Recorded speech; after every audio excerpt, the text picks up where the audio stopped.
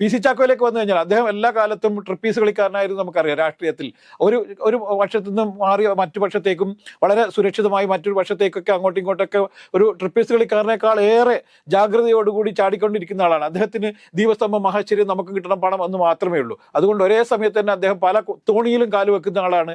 അദ്ദേഹത്തിന് പലതരത്തിലുള്ള രാഷ്ട്രീയമായ ചില ഗെയിമുകൾ അറിയുന്ന ആളാണ് നമുക്കറിയാം. ഇപ്പൊ കോൺഗ്രസിനെ എന്ന എല്ലാ രീതിയിലും ഉപയോഗിച്ച് അദ്ദേഹം ഡൽഹിയിലെ കോൺഗ്രസിനെ തീർത്തും ഇല്ലാതാക്കിയതിന് ശേഷമാണല്ലോ അദ്ദേഹം ഒരു സുപ്രഭാതത്തിൽ ശരത് പവാറുമായിട്ട് വീണ്ടും കൈകൊടുക്കുകയും ശരത് പവാറിന്റെ പാർട്ടിയുടെ സംസ്ഥാന അധ്യക്ഷനായി വരുന്നതൊക്കെ. ദേശീയ വർക്കിംഗ് പ്രസിഡന്റായിട്ട് കാലത്തിലായി. അദ്ദേഹത്തിന് രാഷ്ട്രീയ മര്യാദ ഉണ്ടെങ്കിൽ അദ്ദേഹം രാജിവെച്ച് ഇവിടെ പുതിയൊരു പ്രസിഡന്റിനെ ഉണ്ടാക്കുന്നതിന് പകരം ഇവിടുത്തെ സംസ്ഥാന അധ്യക്ഷനും അദ്ദേഹം തന്നെ, ദേശീയ തലത്തിലെ വർക്കിംഗ് പ്രസിഡന്റും അദ്ദേഹം തന്നെ എന്ന് പറയുന്നത് എന്തുകൊണ്ടാണ് ഇത് രണ്ടും വിട്ടുകൊടുക്കാത്തത്?